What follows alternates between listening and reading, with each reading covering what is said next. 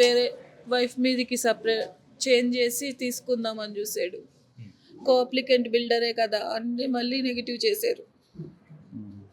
అది ఎందుకు ఇలా అవుతుంది అంటే హైడ్రా ప్రాబ్లం వల్ల అండి. ఇప్పుడు బిల్డర్స్ ఎవరికి ఇవ్వట్లేము లోను అన్నారు. అందరూ కొన్న వాళ్ళందరూ ఓన్లీ 10%, 5% అలా పే చేశారు. అందరూ లోన్స్కి వెళ్ళే వాళ్ళే. లోన్ల ద్వారా కూడా డబ్బులు వస్తాయి కదా, వాళ్ళు ఇస్తారు కదా లోన్ తీసుకొని. లోన్స్ ఇవ్వడం లేదు అక్కడ. కస్టమర్లకు కూడా బిల్డర్స్ కి లోన్స్ ఇవ్వట్లేము, నెగిటివ్ లీడర్ వచ్చినా నాకు అని లోన్ అన్నారు. వచ్చింది. వాడికి నాది నెగిటివ్ వచ్చినా నాకు లోన్ వచ్చింది కొంచెం అప్లై చేసి. వాడికి సివిల్ ఎక్కువ ఉన్న బిల్డర్ అనే వరకు లోను రిజెక్ట్ అయింది. ఎంత ప్రాబ్లం చూడండి. వాళ్ళని ఎక్కువ వచ్చు 10 పోర్షన్లు అంటే లోన్స్ ఎంత రావాలి చెప్పండి. మీకు చెప్పలేదమ్మా సిచ్యువేషన్ అంటే? చెప్పలేదండి.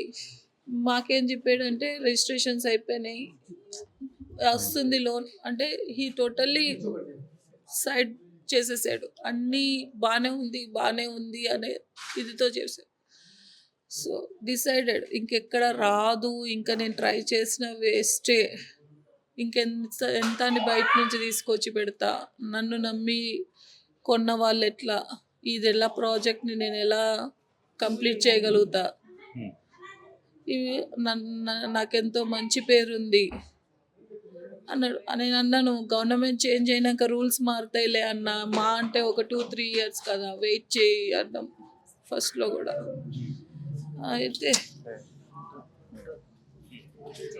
గవర్నమెంట్ చేంజ్ అయినాక రూల్స్ మారుతాయి అన్న, 2-3 years కొంచెం కష్టపడితే ఏం కాదు, ఎవరేమన్నారు అంటే నేను ఈ టైంకి నేను అప్పచెప్తా అన్నాను అందరికీ, ఈ టైంకి నేను ఇచ్చేస్తా అన్నాను, ఇచ్చేయాలి, వాళ్ళు వెయిట్ చేస్తారు, అది పేరు పోతుంది మార్కెట్లో అన్నాడు. మీరు వాళ్ళ చెల్లెలు అయితే? అవునండి. సో ఆ ప్రెషర్లో ఈ లోన్స్ కూడా తీసుకున్నాడు చిన్న ఇక్కడ అక్కడ అడ్జస్ట్ చేయడం, రొటేషన్ అవ్వలేదు. ఆ లోన్స్ ప్రెషర్స్, బ్యాంక్స్ నుంచి ఇక్కడ ఇల్లు ఈఎంఐ ప్రెషర్, ఉన్నవన్నీ దాని మీదనే పెట్టేశాడు, ప్రాజెక్ట్ మీదనే. అతని చేతిలో ఉన్న మొత్తం డబ్బులన్నీ బయట నుంచి తెచ్చినాయి, మా అక్క చెప్పినాయి అన్నీ కూడా హీ హాజ్ ఎక్స్పెక్టెడ్ అంటే ఒక ఎక్స్పెక్టేషన్స్తో స్టార్ట్ చేశాడు.